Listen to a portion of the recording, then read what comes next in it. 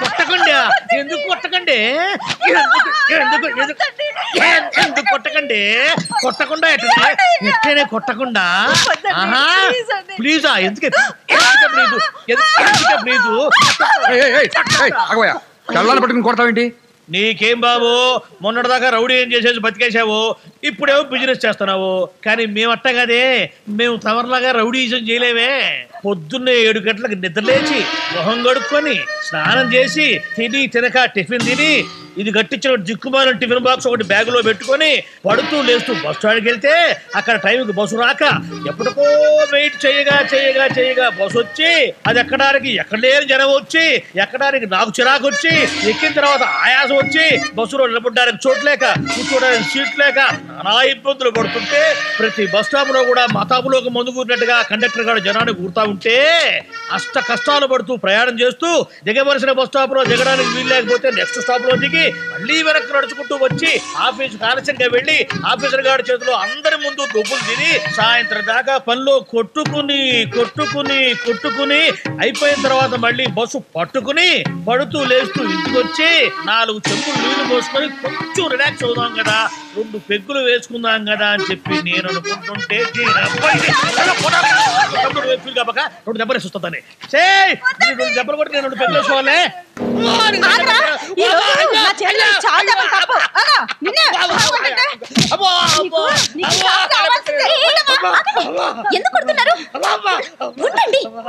తల్లి తల పెడతానప్ప, సమయానికి వచ్చి రక్షించావు, లేకపోతే తోకప్పుడు నన్ను చంపేసేది. ఏం జరిగింది మొత్తం చెప్తాను, నువ్వే న్యాయం చెప్పు. పొద్దున్నే 5ంటికి లేచి నా ఒంటి పని, ఇంటి పని, వంట పని పూర్తి చేసి పిల్లల్ని లేపి పాలు కాచి అందరికి కాఫీ పెట్టి టిఫిన్ పెట్టి వాళ్ళకి క్యారేజ్ బాక్సులు కట్టి బుక్స్ సదిరి ఈ ఎదోకి బాక్స్ కట్టి వాళ్ళ స్కూల్ కి ఆఫీస్ కి పంపి ఆద్రా బాద్రాగా ఏదో అంతో ఇంతో తిని అంట్లు తోమి బట్టలు ఉతికి ఆరేసి ఏదో నీరసంగా ఉందని గోడకు నడుం జారేస్తే టీవీలో వచ్చి ఆ ఏడుపు కొట్టి సీరియల్ చూడలేక రాత్రికి ఏం వంట చెయ్యాలా అని ఆలోచించే లోపు పిల్లలు స్కూల్ నుంచి వచ్చి స్కూల్లో వాళ్ళకు హోంవర్క్ ఇస్తే వాళ్ళతో అది చేయించి సరిగ్గా చేయకపోతే 2 వాయించి ఈలోగా ఈ ఆఫీస్ నుంచి వచ్చి నీరసం అంటే టీ ఇచ్చి రాత్రికి కూరగాయలు కోసి అన్నం వండి కూరండి వండింది వాళ్ళకు వడ్డించి తిన్నాక ఇల్లు అంతా సర్ది చివరికి చిరాకేసి రిలాక్స్ అవుదామని 2 పెగ్గులు మందేస్తే ఎందుకేసామని అడుగుతాడా ఎవరో.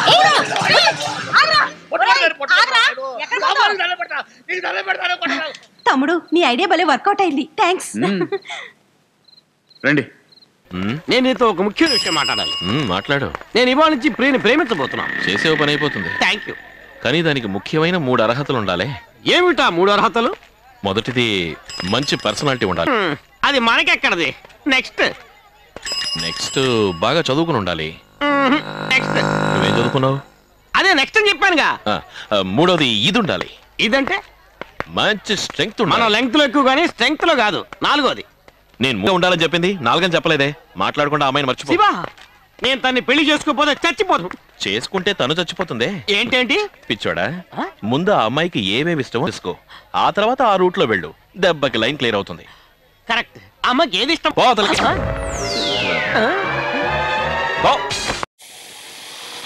అమ్మో మా మేనేజర్ అమ్మో మాయల్ పకిరు పరిగెత్తు దాంకో ఇదిగో అలా గోడతోకి ఏదైనా సినిమాకి చెక్కి. మాయిల్ పకీర్ అంటే శ్రీరంగారావు అండి? కాదు, సాక్షి రంగారావు. నువ్వు ఇంకా ఇక్కడే ఉన్నావా? దాంకోమన్నానా? దాంకో. దిగినా దూకనా? అమ్మో వద్దు, గొడవలు అయిపోతాయి. ఇప్పుడు ఎలా రా దేవుడా, వాడు ఇల్లంతా వెతికేస్తాడే. నేను మీ పక్క వాటలో కాపురం అని చెప్పండి. ఆహా, బ్రిలియంట్. Thank you. చూడు, మీ అమ్మ నువ్వు గట్రా వేరు, నేను మా నాన్న గట్రా వేరు. అల్లుడిని పిలవద్దానని చెప్పు. ఆర్ట్ గారు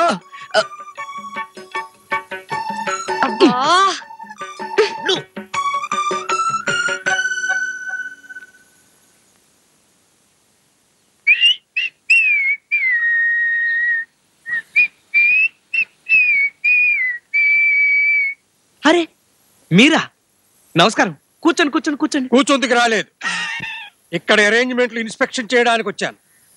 1 గంటలో మనవరాలు వసుంధర అంటే మా కంపెనీ డైరెక్టర్ ఇక్కడికి వస్తోంది. ఎందుకు? అవన్నీ అమ్మాయే చెప్తుంది. సాయంత్రం 4 దాకా ఇక్కడే ఉంటుంది. భోజనాలు, కాఫీలు, టిఫిన్లు సర్వం ఇక్కడే. నువ్వే వండక్కర్లేదు. సమస్తం క్యారేజీల్లో వస్తాయి. నీకు కూడా. రేయ్ రేయ్ రారా.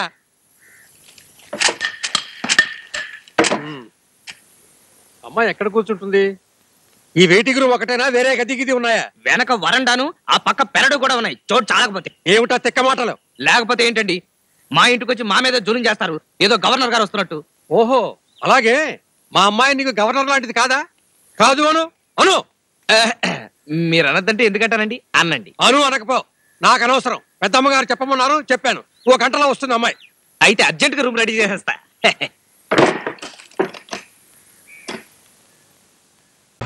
హాయ్, పేరు సంధ్య.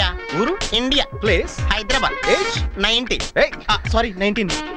హలో, మీరు నన్ను గుర్తుపట్టలేదు అనుకుంటా. మీ పక్కింటి కొత్తగా వచ్చిన నైబర్.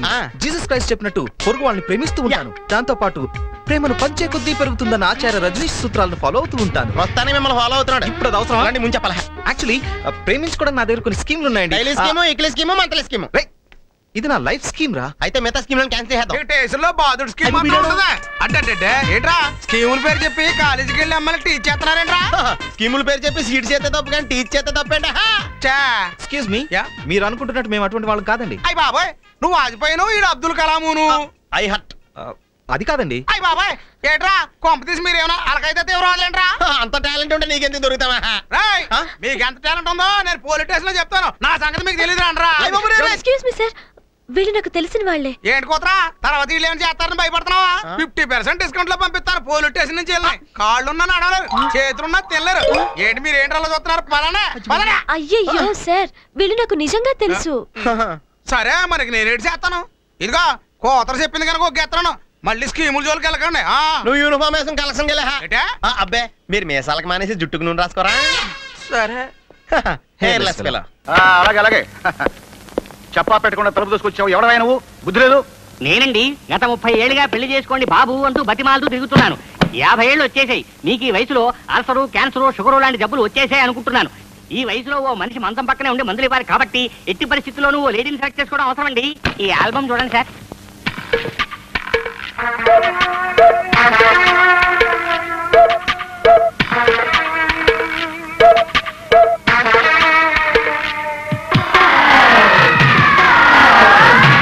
అలా చూడకండి సార్, మీకోసం ఏరి కోరి తీసుకొచ్చాను. ఎలా ఉన్నాయి? చాలా గొప్పగా ఉన్నాయి. కానీ ఓ పని చేస్తావా నువ్వు? ఏంటి సార్, 90 ఏళ్ళ అమ్మాయిని కానీ లవ్ చేశారా? ఈ ఏజ్ లో లవ్వు పెళ్లి వీలు కాదు కానీ శాస్త్రి, ఒక్కరోజు నాతో భారీగా. ఒక్క రోజా? అబ్బా, వీడు ఒకటి ఏరుగులాగా. సెక్స్ అది అవసరం లేవయ్యా. కేవలం భారీగా నటించే మనిషిని అరేంజ్ చేసి పెట్టు. లైఫ్ లో మిగిలిపోయిన ఆ ముచ్చట కూడా తీర్చేసుకుంటాను. తీర్చేసుకుంటారా? అవును. అయితే ఆ టైప్ లేడీస్ నా దగ్గర లేరు. హలో కాంతమ్మ, భర్త పోయిన బ్యూటిఫుల్ పర్సనాలిటీ నీది. అబ్బా, శరీరాన్ని ఎండబెట్టేయడం ధర్మం కాదు కానులే. ఈ ఆల్బమ్ లో ఎవరినో ఒకరిని చూసి సెలెక్ట్ చేసేసుకో, వెంటనే ముహూర్తం బెట్టింగ్ చేస్తాను.